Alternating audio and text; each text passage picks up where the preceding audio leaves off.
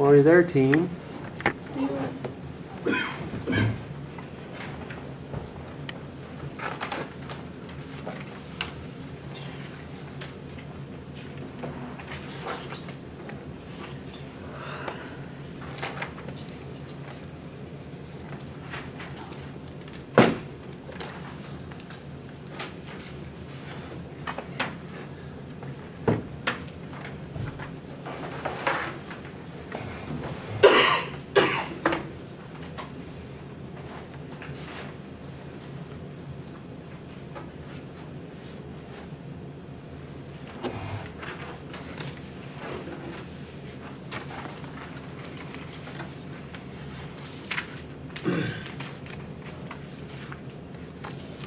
Well, good morning. My name is Daniela. My name is Jordan. And Allison. And Whitney. Cody. Okay, we are going to talk about verbal and nonverbal communication. But first of all, this is not a subject that is new for us. We have been learning this through the years into school, and I think it will be very helpful for all of us to know that we always learn something new. Even if we hear the same thing over and over again, we can get something new and something useful for us every time. This is a big quote that we should use every day in our lives. I know one thing, but I know nothing.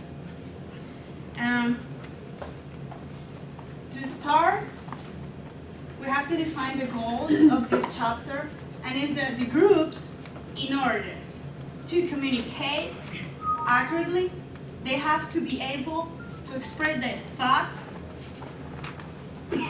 also their feelings, in an accurate way, in a smart way. What does that mean? I have seen a lot of people that speak two languages, and they are afraid sometimes to speak Spanish because they consider this as a disadvantage, which I am not.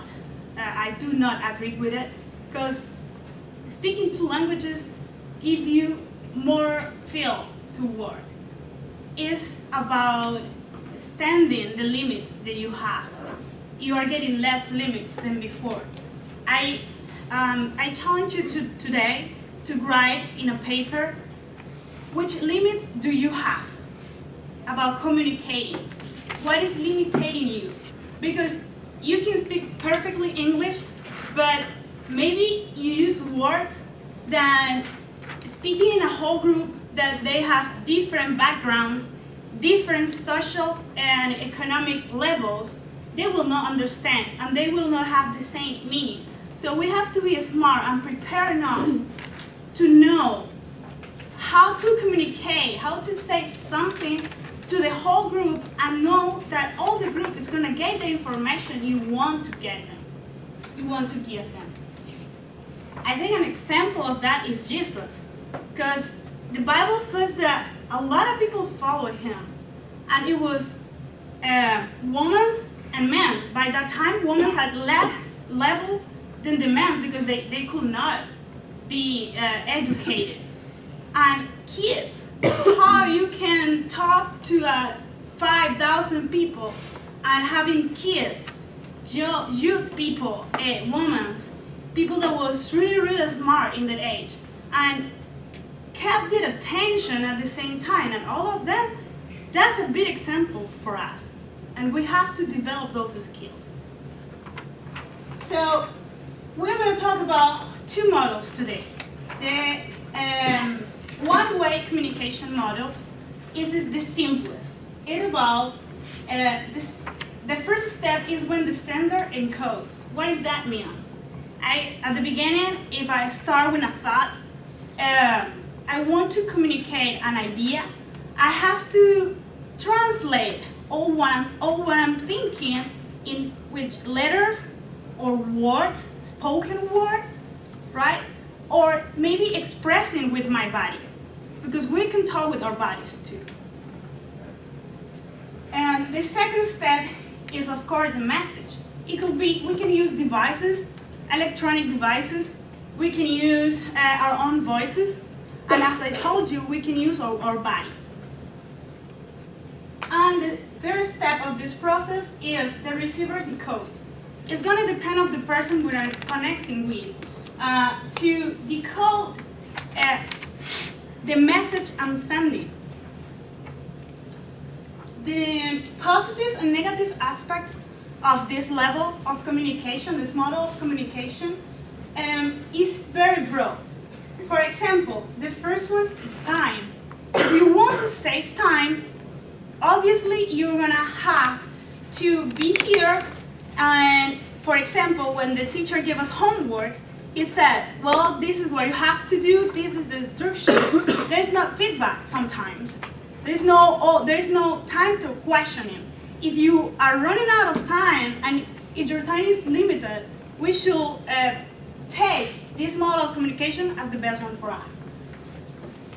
We avoid questions. Sometimes it's hard to communicate to people without having them, without confuse them. That happened to me a lot because my English is not very good. And sometimes I have to say something over and over again, and people are trying to ask questions to make sure they're getting the right message, the message that you want to communicate. So if you want to avoid questions, this model of communication, one-way communication, is the best you can choose. But also, the other problem is how the message can be tergiversed through the way it follows. That happens sometimes when you ask to, I don't know, your team or your classmate, what did the coach say? What did the teacher say? Maybe that person is telling you what is in her mind, what that person could storage in their minds, but maybe is missing some information. Maybe what happened too is all of us give a part of us to the information. It's like all what we say, all what we hear, right? All the information we get, and then we try to give the same information to the other person without we knowing we are changing that, and that information has a part of us too. You could see that in this example. You can take me as an example. Why? Because for me, it's really easy to see the images, and that will remind me what the book said. I will not be able to write down everything that is in the book in the PowerPoint and remind everything I read. So anything you get, any information you duplicate, it will be always carrying your own DNA. The other kind of is like the type B of the one-way communication is called the coercive communication. This is an example. It's about someone that carries a message, right? But is taken to a discussion to the group. It carries the message to the group. The group make a discussion about it, and this person that is carrying the message isn't willing to help them, to make sure to hear the feedback from them and make sure they are getting the message he wants to send, what he really wants to say. When that happens, we could say that he can leave the room, he can leave the group, knowing that they at least got the main idea that he was trying or she was trying to communicate. A second model of communication is the two-way communication. This model starts with encoding. Is the sender who's encodes the message he wants to send or she wants to send. Then we see that we can send the message. The next step is decoding. The receiver has to decode what is said or write or did. And at the same time, the same person that is decoding the message is able or capable to send a message back. For then, the receiver decodes again, and the circle starts again. It's a cycle that hopefully it never ends. It is very helpful because one of the positive things it has, it encourages the trust in the groups, in the teams. People start to be more open to feelings, emotions. It's not afraid to express ideas. one bad thing that we can get from this kind of communication is it takes long. If you want something that will benefit most of the team, getting ideas and having a better environment of group, it will take time. But I think it's worth it. And first of all, I want to give an example. It's in the book also, but it's about business, how the Americans are trying to expand the tools they use to manage business, how to encourage their employers to work together and get better ideas. That's kind of the Japanese people doing business, and that's why they have a very successful field. Okay, this is really important for us to know, and it's something that we have to develop in the way that as we go in classes, as we go and prepare, is something that we have to remain in mind and try to get as much as we can of it. So I hope you enjoy.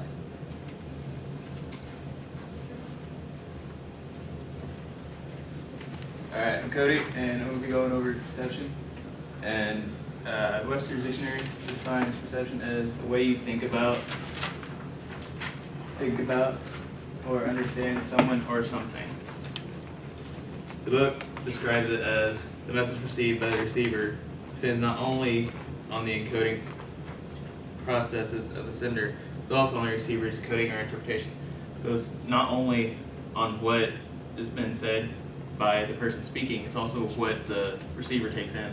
So let's say somebody's angry, like your boss has just had a really bad day, and you go in there and you see that he's all upset and everything, and you're thinking, oh, this is not going to go good. I mean, that's usually what a lot of people think when somebody's having a bad day like that. And the problem with perceptions usually is that people may add, not comprehend, or distort the message that's being said. One of the example the book gives for adding is, okay, let's say person A says to person B, you look nice today, you're dressed pretty well. Person B may perceive this message, perceive what person A is saying is, hey, I want to be romantically engaged with you, or something like that. They completely distort them, or they completely add something to the message to twist what it said. It's basically like twisting people's words around. And then the other one is not comprehending. It's like somebody going into some kind of seminar, and the person's talking this language you don't even understand, big words, and it's like, I have no idea what he's just said. And the other one's distorting. Basically, that's just not hearing what's being said, so you don't get the full message. So you kind of have to add in parts here and there because you didn't hear what exactly was said.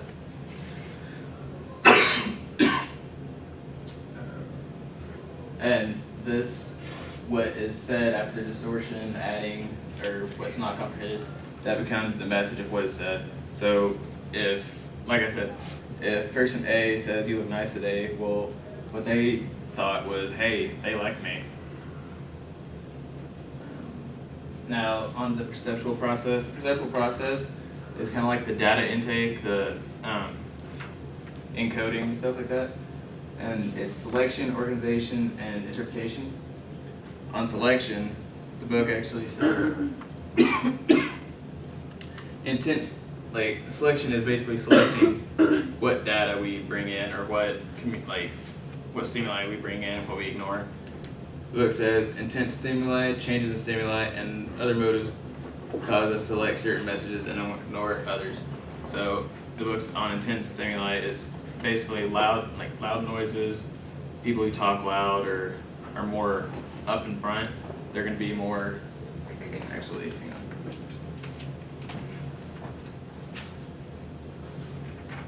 I'll figure out what it said.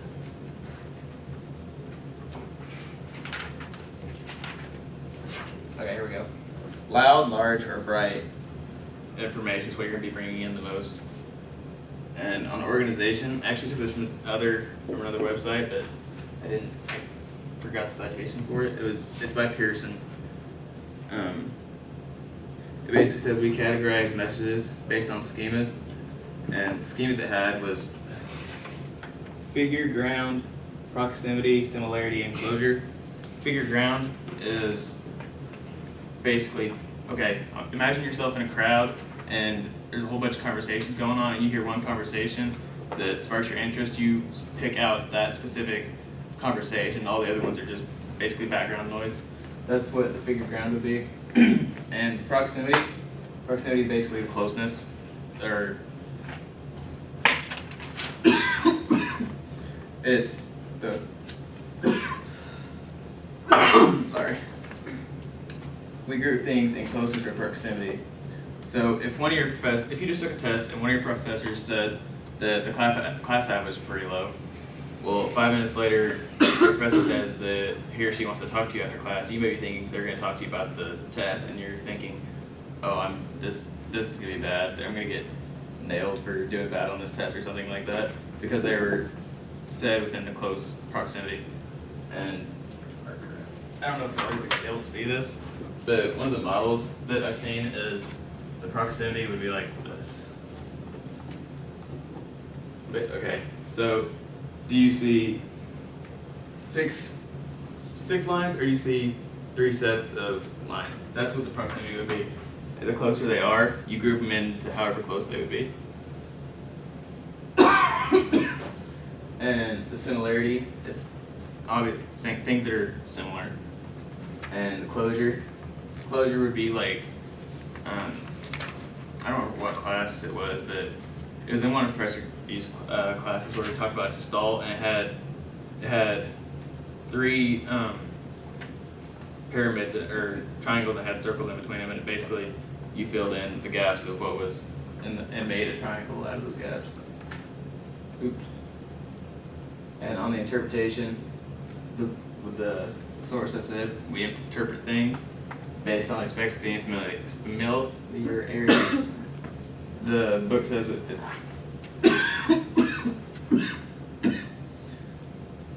this is basically the final step of processing what you just heard. You interpret what's said.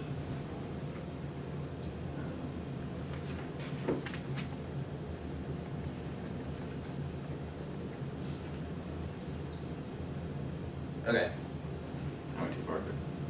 On the interpretation, the expectancy is basically we expect what to happen.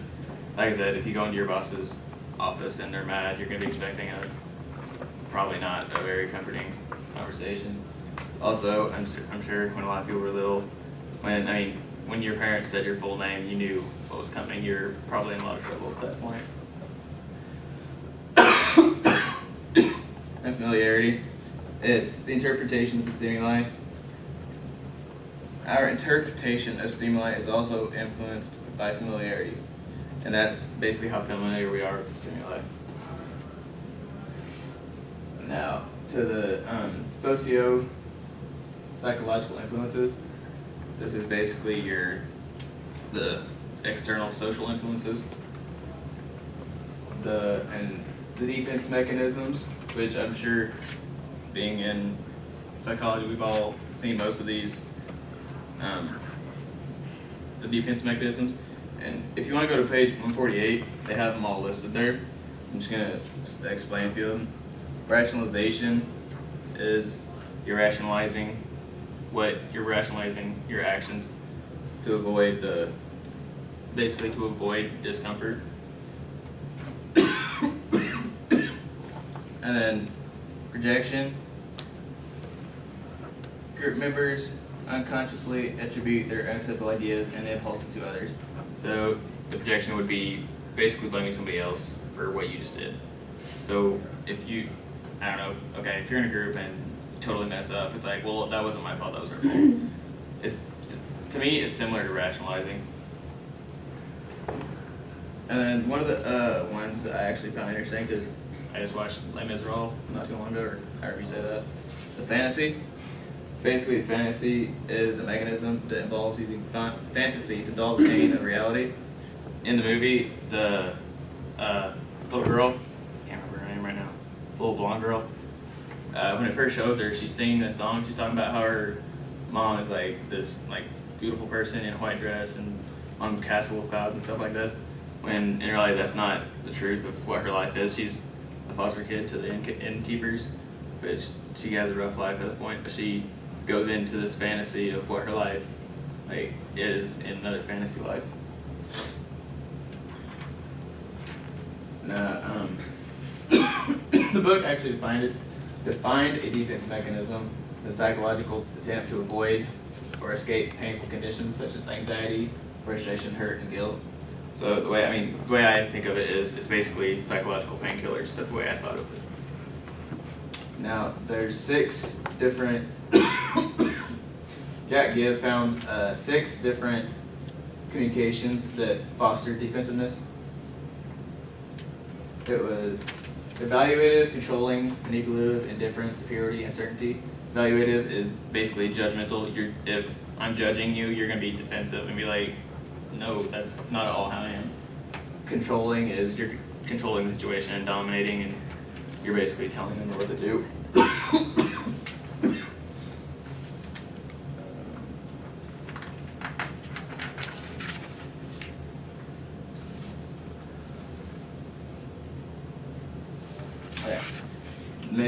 Manipulative, obviously you're trying to manipulate somebody, and I think that's most dominant in media today. They try to manipulate you into buying things, which I see that a lot. Indifference is okay. Indifference to another person's feelings and thoughts increases defensiveness by conveying a lack of concern or implying that the person involved is not important. Yeah, it's not important. So basically, if somebody doesn't have any concern for your feelings or what you're thinking, or is indifferent to your opinions, you're going to be kind of defensive. It's like, well, I'm an important part of this team too. My contributions are just as equal as yours, or something like that. And when someone relates to us in a superior way, we often become angry, tune that person out, or use defensive mechanisms to maintain our self-respect. So if somebody's superior to you, it's not. When somebody's superior to you, I feel like people get defensive sometimes, even if somebody isn't exactly being hateful or trying to make you feel defensive. If somebody's superior to you, I feel like people get defensive and they try to, I guess, overdo the person that's superior to them. And then certainty, basically this is it involves messages from people who steadfastly assert their way of doing things is the only way and act as they have all the answers. One of the book's examples was like religion, for example. If somebody says that my religion is the one true religion and everything else is wrong, people will get defensive about that sometimes. I know when sometimes an atheist person says, well, you're stupid for believing this. I don't know. To me, it kind of makes me frustrated and angry. That's just me. And also the beliefs, values, and attitudes play a lot in what we perceive or how we act. With attitude, the liked member of a group is going to get more attention and support. They're going to be the one that everybody gravitates to. But if you have somebody who's disliked member of the group, they're going to have disagreement and strenuous opposition. So if, let's say you have somebody who just makes everybody mad or uncomfortable or something every meeting you go to, and then for some reason they come up with this great idea, even if it's a great idea that's going to be the best thing ever, they're still going to be disagreeing it just because this person just rubs them the wrong way.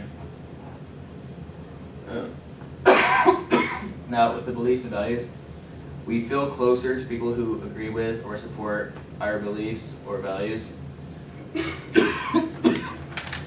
On this, really, we have this with every presidential election. We vote for the person who shares our beliefs and our values, supposedly, and who's going to best represent these. That's the point of the electoral debates, is so that they can show what their values are, what their beliefs are, and get you to vote their way. I mean, it doesn't always end up that way, but that's what their motive is. The beliefs often lead us to personalized messages.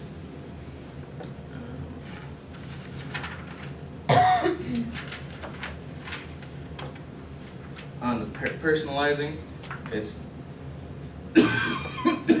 some people incorrectly believe others are generally attempting to control them or put them down. Under this system of belief, they are apt to misinterpret general statements, jump to conclusions, and become defensive.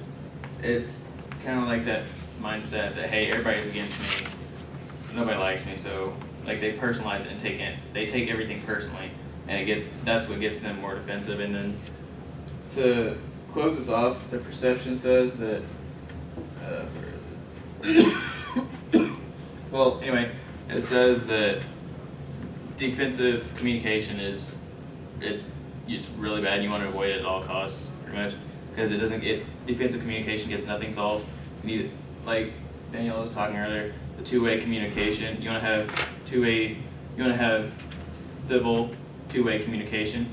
And in one of my other classes with Professor Levan, what he likes to kind of promote is a closed loop communication, which, like, I say something to you and then you repeat it back to me to make sure you're interpreting it or hearing it the way that I'm saying it. It's basically to clear out everything so you don't interpret something wrong. And that's all I got.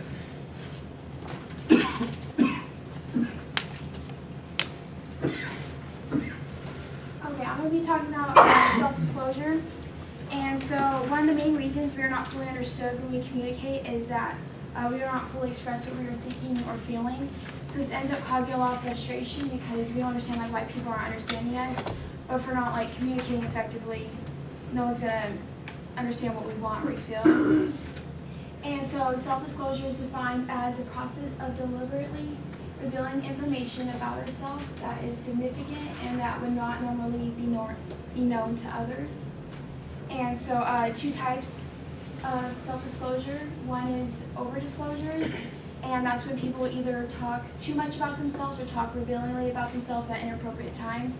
So one of the book's examples they gave was like if you're in a group and you're discussing like a school topic or something, and then you bring up your past thoughts of suicide. Like it's inappropriate, it's just too much. And so the second type of self-disclosure is under-disclosures, and that's when people do not want others to know them intimately and speak very little about themselves, even when situations call for it. So even if you're in counseling or anything, you're still not wanting to tell people, you don't want people to know everything about you. And so what the book example they gave was a person may encourage friends to share their personal concerns, but they refuse to talk personally about themselves.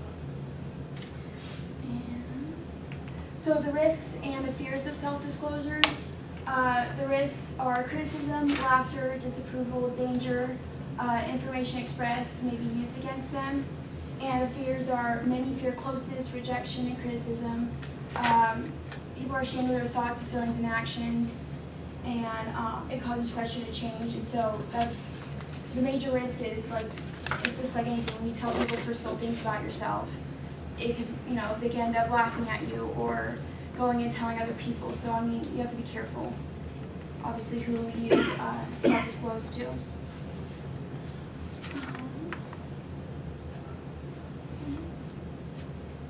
Okay.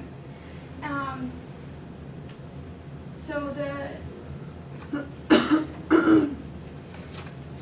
importance of self-disclosure is it's necessary for psychological health and growth because people cannot be themselves unless they know themselves.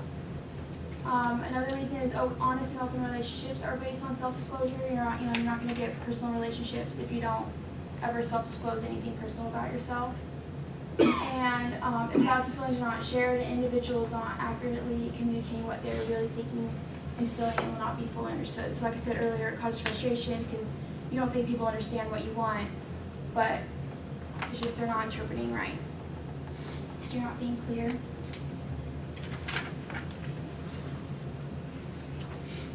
Okay, so now we're going to talk about the Johari window.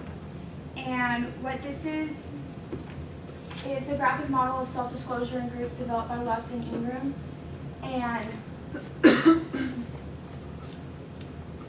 so basically, it's like,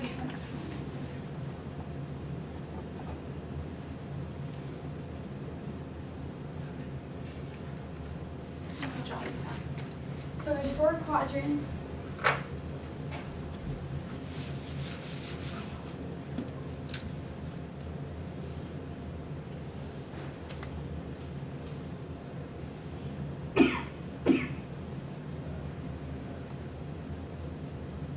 Quadrant 1 is open. Quadrant 2 is blind. Quadrant 3 is hidden.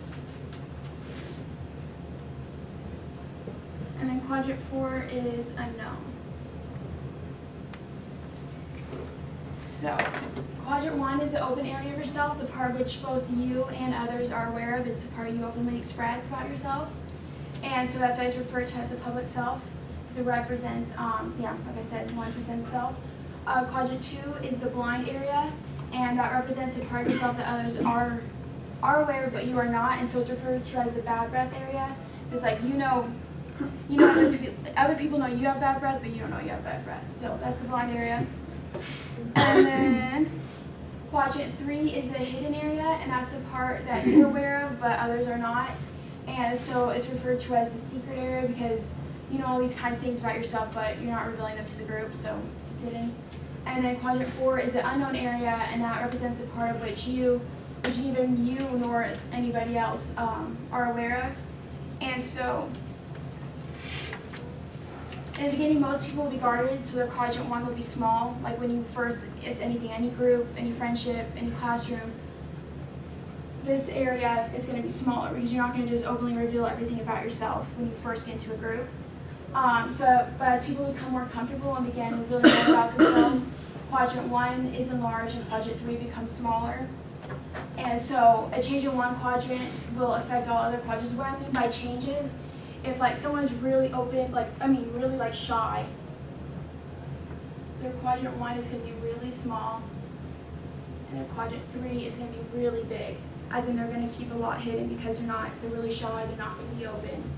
Whereas if someone's really like talkative and wants to tell everything about themselves, their open quadrant is going to be really big, but their hidden is going to be small because they tell more about themselves. So kind of confusing, but like I said, like a change in one quadrant will affect all the others. So basically, it can be individualized by moving the boundaries into a position that best describes a single personality.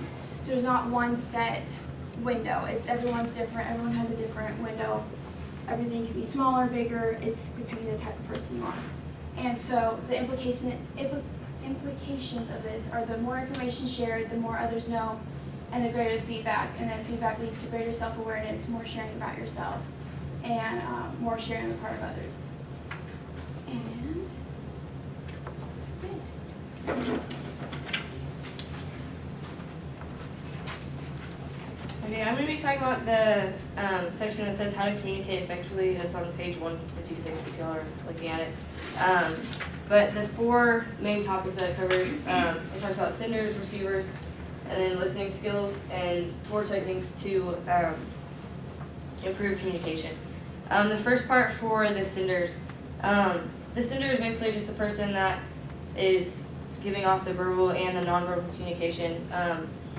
And both of those factors are really, I know we're going to talk about the nonverbal later, but without one of those components, the message isn't going to come across how you are wanting it to. And then vague or incomplete messages from the sender can come across the wrong way. Like I said, if one's missing, then obviously the person may take it the wrong way, kind of like Cody was talking about earlier, how you say one thing and maybe you give someone a compliment and they take it totally wrong. And then the book talks about having your own messages, not using for example, it just said make it your own. Say I instead of us or we. Just make it a little bit more personal. And then one of the main things that it talks about for the senders is avoid using terms like someone said, or most people do this or that, because you just kind of like, when someone says that, you lose credibility, and it makes the sender kind of come across as, oh, they may not know what they're talking about fully, and or they may think that they're making things up. And then the last thing for the sender is support verbal messages with handouts, pictures, and written messages. So just like give visual aids and just make it easier to understand for the receiver. And for the receiver is just the person that's taking in the message. So it's really important for the sender and the receiver to connect, and so that the receiver can interpret the message the right way.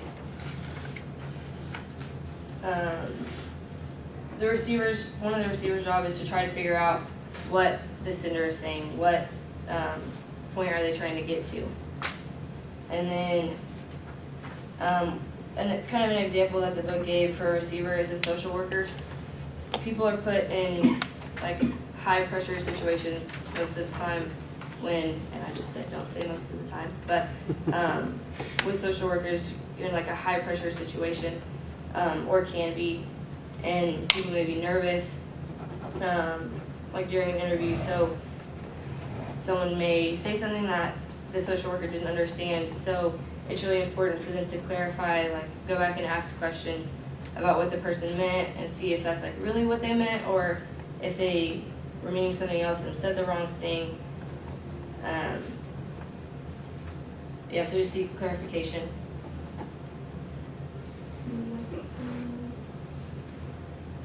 Okay, this is listening skills is like the subtopic. Effective communication requires good listening skills. Prime example, if someone's not listening to everything that you have to say, it kind of goes back to social work. If the social worker isn't listening to everything that the person